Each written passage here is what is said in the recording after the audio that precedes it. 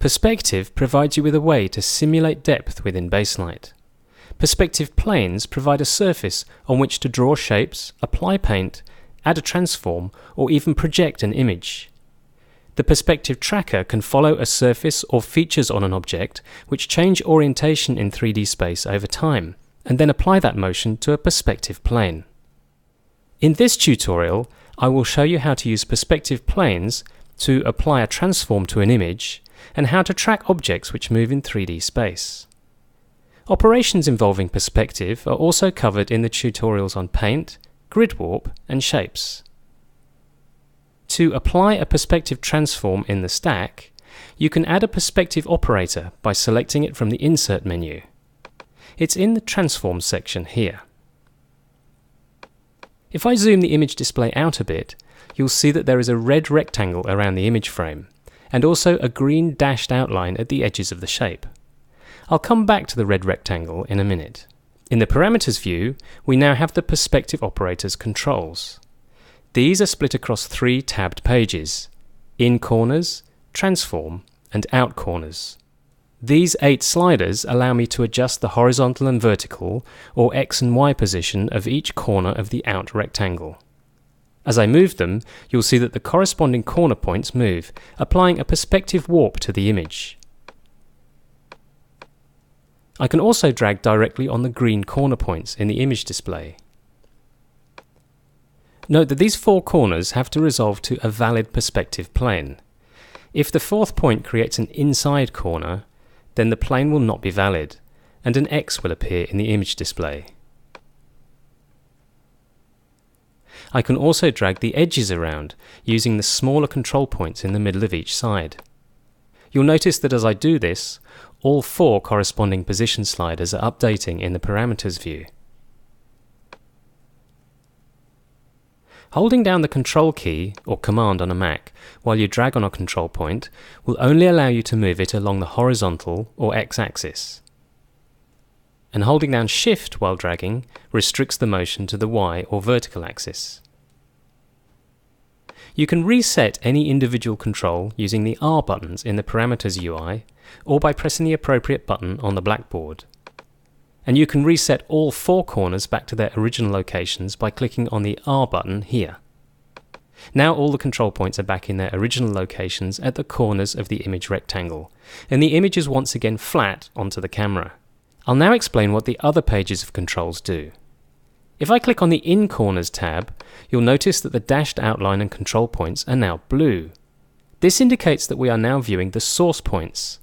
These define the corners of a quadrilateral, which will be mapped into the corresponding out corners of the transformed image. So for example, if I place the 4 in corners on this area of the image, when I now return to the out corners page, the area I selected has been warped to fill the rectangular area of the screen. I can now move the out corners as before.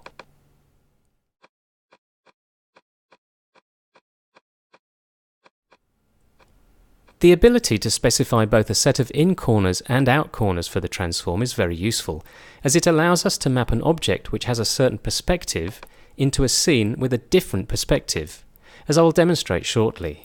Now I'll come back to the red rectangle. As you can see, this also has control points at its corners, plus a control point and handles at its center.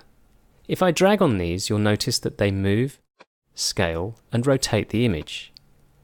However, as you can see, it does it in relation to the perspective plane defined by the out corners. If I turn on the Show Grid toggle button, you'll be able to see this a little bit more clearly. If I want to make more precise adjustments to the transform, I can use the controls in the Transform tab.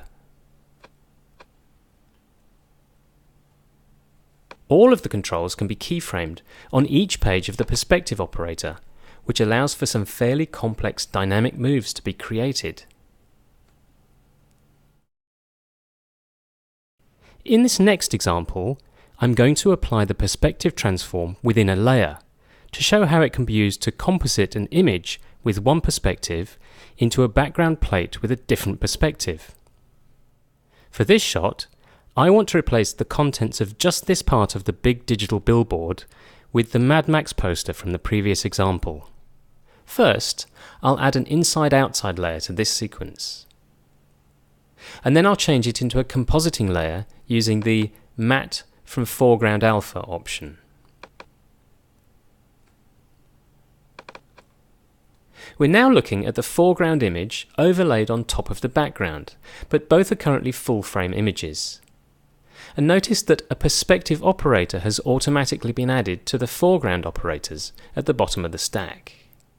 If I click on this operator and make sure that the In Corners tab is then selected, you'll see the blue outline and control points appear for the In Corners for the perspective transform. I want to map just the poster part of the foreground image, so I'll drag the corners to select the area. Other ways to position the corners are to either drag out a new rectangle first by enabling the New Rectangle button here, and then dragging across the image to define a rectangle, or by enabling the New Sequential Pick button, and then clicking on 4 corners in sequence. I'll zoom in to position the points more accurately in the corners.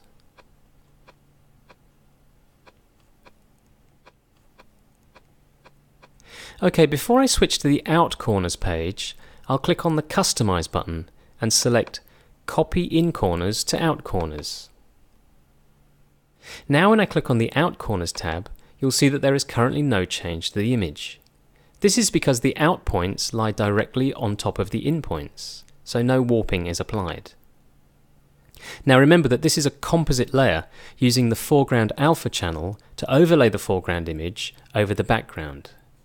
Well, if I now enable the Crop to Output Rectangle button, it will create an alpha channel from the output rectangle area. Note that if the foreground image already has an alpha channel, it will also be applied within the output rectangle. So now the selected area in the foreground image is being composited over the background, but it's using a perspective plane to project the image onto the background. If I turn on the Show Grid button, you can see the perspective plane more clearly. Now this plane is currently aligned to the natural geometry of the foreground image, but if I drag the green out corners, I can align it with the geometry in the background image. Having the perspective grid overlay visible while I do this helps to match the perspective to the background image.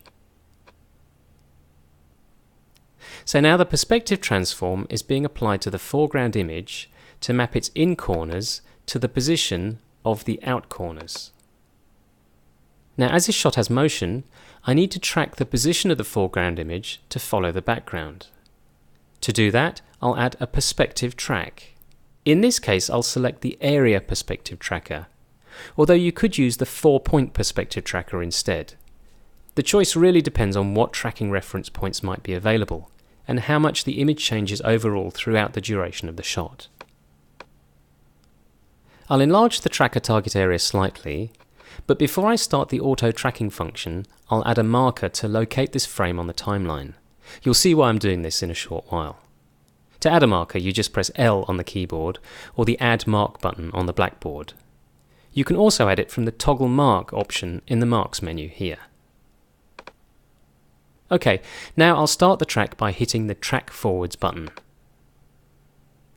I'll now complete the track by clicking on Track Backwards. Okay, the tracking is finished, so I'll return to the compositing layer by clicking on the Return to Inside-Outside Strip button. Now as I play through the shot, you'll see that the perspective plane follows the perspective motion of the shot, and so does the composited foreground image. However, if I stop it here, you'll see that the foreground image has moved slightly within the cropped area. This is because there is also some motion of the foreground shot, which needs to be tracked independently. I can do that by selecting the In Corners page, which automatically shows the foreground image. And you can see that the In Corners are no longer lined up with the part of the image we want. So I need to return to the frame where I originally defined the position of the In Corners. And I can do that easily by hitting the Jump to Mark button on the blackboard. You can also use Shift and Z or X on the keyboard to jump to marks. And this is of course why I added the locator mark in the timeline before. Okay, so the corners are now lined up again, so I'll add a new area perspective track. Notice that as I do this, the image display switches over to show the background image again. You can view the foreground image by clicking on the Show Input toggle button here, although this isn't necessary to perform the tracking operation. Again, I'll click on Track Forwards, and then Track Backwards to perform the tracking operation. Now when I play through the shot, you can see that the part of the foreground area I want is now mapped perfectly into the background.